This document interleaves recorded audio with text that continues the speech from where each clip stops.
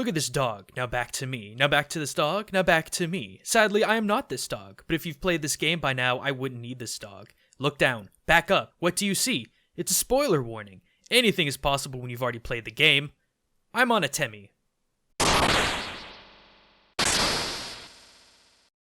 Hey everyone, Gaijin Kumba here. Well, as most of you know, I've been going on an Undertale crusade trying to explain how 90% of this game is culturally rooted in Ireland. From Flowey to Toriel to Undyne, I think I've covered just about every one between Culture Shock and Game Exchange. Except one, Sans. He's an interesting guy to say the least. He passes himself off as lazy, simple, and somewhat incompetent. But for those of us that have played the game, we know better. He has the ability to move almost interdimensionally with his shortcuts. He has a hidden hatred for humans. He's insanely strong in combat by not only hitting hard, but being impossible to hit with his speed.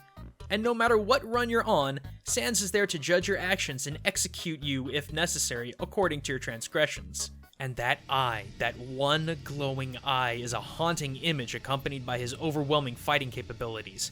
And if we get lucky and finally cut him down, he bleeds? Awfully strange behavior for a skeleton.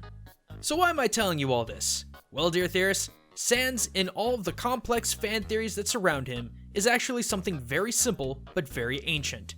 Sans is a revenant.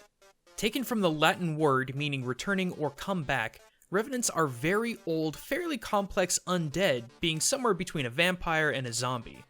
Originating in Western Europe, particularly England and Ireland, revenants were far more deadly than the above-mentioned monsters. Unlike the undead, revenants had only one purpose in existence: revenge. Whether murdered or wronged before death, these creatures terrorized the living until their wrongdoers found and swiftly eliminated. They were strong, fast, and most deadly, intelligent killing machines. So what on earth does this assassin zombie have to do with lovable, lazy Sans? Everything. I mean, come on. They look exactly the same, short with that goofy grin on their faces. But I know it's gonna take more evidence than that to be convincing, so strap in, folks, we got a lot of ground to cover.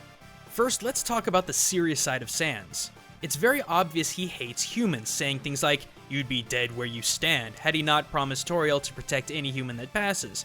Though he says it's a joke, it's very obvious that Sans has his own darker objectives, and this would lead me to believe that he may very well have killed humans before.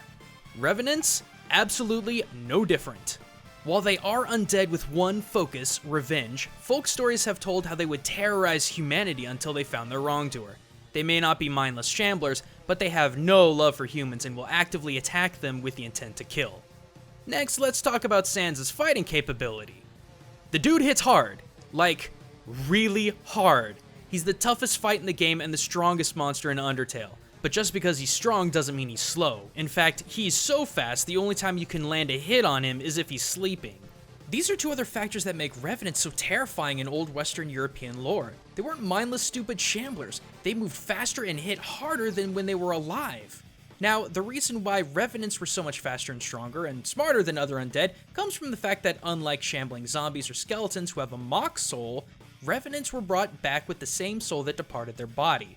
Not only that, but they retained all of the memories that their soul obtained in life, making them much more intelligent and cunning. This is yet another quality Sans shares. Despite being obviously undead, Sans has a soul. We know this from the Pacifist run when you're actually reaching out to Sans and Papyrus's soul in order to save them. But the one thing I can't get past is I'm almost 100% certain that in all of the timelines where Flowey has killed everyone, including Sans, Sans remembers. Every death and every reset, Sans must have retained the memories of the past timelines. We know he understands the world keeps resetting and theoretically knows people keep dying.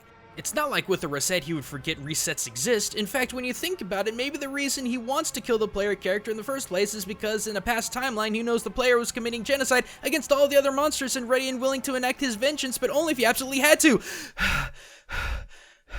Sorry, I was getting a little existential there. Regardless, Sans' soul somehow retains a vast deal of past memories, regardless of what happens to his corporeal body, which, like the Revenant, is one of his greatest strengths. But let's get out of these theoretical time-space mechanics and talk about something more simple. As previously stated, when you do land your hit on Sans, he bleeds, which is kinda weird. Skeletons don't bleed, but Revenants do.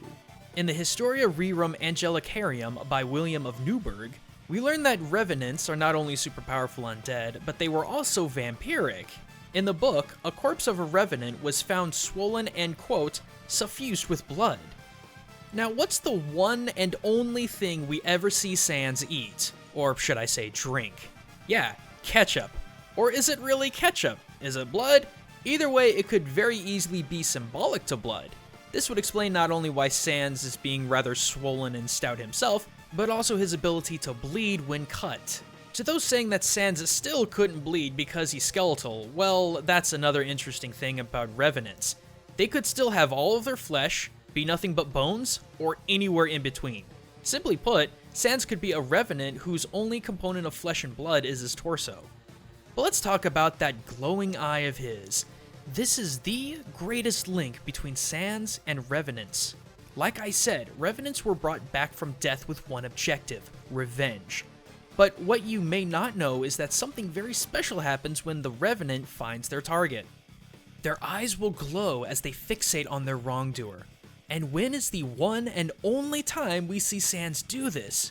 When he confronts the player for their wrongdoing and attacks them, getting his revenge for the death of his friends and brother. Since Sans judges the player by specifically calling out how often they've killed, it's safe to say he's been following the player in the shadows for quite some time, finally confronting the player in an attempt to bring them to justice. Man, it's been a really wild ride completely taking apart Undertale culturally. And if you missed out on my other analysis videos covering the other characters from Flowey to Undyne, click right here to check them out. But if you're looking for even more culture and gaming, punch that I, annotations, and links in the description for more. But until next time everyone, this is Gaijin Goomba signing out.